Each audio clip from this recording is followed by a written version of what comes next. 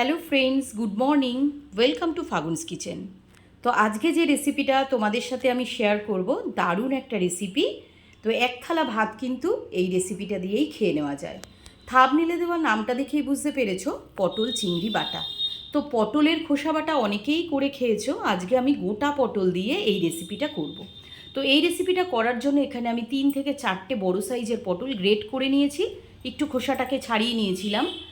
তো আর 2 চামচ মতো লঙ্কা বাটা, 3-4 চামচ মতো রসুন বাটা, একটু নুন, চিনি আর 200 গ্রাম মতো ফ্রেশ চিংড়ি নিয়েছি, আর হাফ চামচ মতো কালো জিরে আর কিছুটা তেল। তো এই রান্নাটার ইনগ্রিডিয়েন্টস কিন্তু খুবই সামান্য। তো প্রথমে কড়াইতে দিয়ে দিয়েছি 3-4 চামচ মতো সর্ষের তেলও দিতে পারো, রিফাইন তেলও দিতে পারো। আমি এখানে রিফাইন তেল ইউজ করেছি। তার মধ্যে দিয়ে দিচ্ছি কালো জিরে। কালো জিরেটা থেকে একটু ভাজা ভাজা গন্ধ বেরোলে দিয়ে দিচ্ছি গ্রেট করে রাখা কাঁচা লঙ্কা। আর আগেই বলেছি রসুন একটু বেশি দিতে হবে, তো 3-4 চামচ মতো গ্রেট করা রসুনও আমি এর মধ্যে দিয়ে দিচ্ছি। রসুনটা না বাটলেও চলবে, কারণ পরবর্তীকালে এটাকে কিন্তু বাটতে হবে আর একবার, সেই জন্য গ্রেট করে নিলেও হবে। তো এবারে চিংড়ি মাছটাকে আমি ভালো করে দেখো ধুয়ে খোসা ছাড়িয়ে রেখে দিয়েছি। তো চিংড়িটাকে একটু বেটে নেব পরে। তো কড়াইতে ভাজা ভাজা গন্ধ যখন রসুন থেকে বেরিয়ে আসবে, তো গ্রেট করে রাখা পটলটা দিয়ে দেব। দিয়ে ভালো করে নাড়াচাড়া করে নেব। আর পটল খাওয়া তো খুবই ভালো, এর খাদ্যগুণও যথেষ্ট রয়েছে। তো যারা পটল খেতে পছন্দ করে না তারা কিন্তু এইভাবে বানিয়ে খেতেই পারে। এবার স্বাদ মতো দিয়ে দিলাম নুন, 1 চামচ মতো চিনি, আর দিয়ে দিচ্ছি হাফ চামচ মতো হলুদের গুঁড়ো।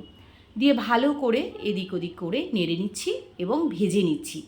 তো পটল থেকে যে জলটা রয়েছে সেটা বেরিয়েই পটলটাকে বয়েল করে দেবে, এক্সট্রা কোনো জল কিন্তু এখানে অ্যাড করতে হবে না। চিংড়িটাকে বেটে নিয়েছি, দেখিয়ে দিলাম। এবার এই যে পটলটা যখন গামাখা হয়ে যাবে, অর্থাৎ বয়েল হয়ে যাবে পুরো, এবার তার মধ্যে বেটে রাখা চিংড়ি মাছটা আমি দিয়ে দিচ্ছি। এখানে আমি 200 গ্রাম মতো চিংড়ির কথা বলেছি, তো 200 গ্রাম চিংড়িটা একটু বেশি হয়ে যাবে 3-4টে পটলের জন্য, সেখানে আমি 100 গ্রাম থেকে 150 গ্রামের মতো ইউজ করতে পারি। তো এবার ভালো করে চিংড়ি মাছটা দিয়ে পটলটাকে ভাজা ভাজা করে নেব ধীরে ধীরে। তো যখন একদম ভাজা হয়ে যাবে আর সুন্দর একটা স্মেল বেরিয়ে আসবে, তখন পটলের যে ফ্রাইটা আমরা করে নিলাম সেটাকে একটা পাত্রে নামিয়ে একটু ঠান্ডা করে নেব। তো ঠান্ডা করে নিয়ে ওটাকে বেটে নেব। তো ভালো করে বেটে নিলে পটলের মধ্যে যে দানাগুলো থাকে সেগুলো বাটা হয়ে যাবে, তো খাওয়ার সময় মুখে লাগবে না। তোমরা কিন্তু ইচ্ছা হলে পটলের যে সিডসগুলো থাকে সেগুলোকে রিমুভ করতে পারো, আবার দিতেও পারো। আমার তো খুব ভালোই লাগে, তো আমি দিয়ে দিই। কচি পটল হলে পটলের সিডসগুলো দিয়ে দিলে কিন্তু খুব একটা খারাপ লাগে না, ভালোই লাগে, আর কোয়ান্টিটিও একটু বেড়ে যায়। তো এইভাবে দেখো এই চিংড়ি মাছ দিয়ে যে এটা বানিয়ে নিয়েছিলাম আমি, তো সেটাকে ভালো করে আবার কড়াইতে দিয়ে দিচ্ছি। দেওয়ার পরে এপিট ওপিট করে নাড়াচাড়া করব বেশ কিছুক্ষণ ধরে।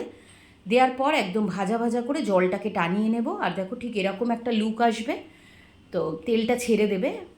আর দারুণ হয় এই রেসিপিটা। তোমরা কিন্তু অবশ্যই বাড়িতে ট্রাই করো, যদি ভালো লাগে তাহলে অবশ্যই আমাকে কমেন্ট করে জানাও কেমন হলো ব্যাপারটা।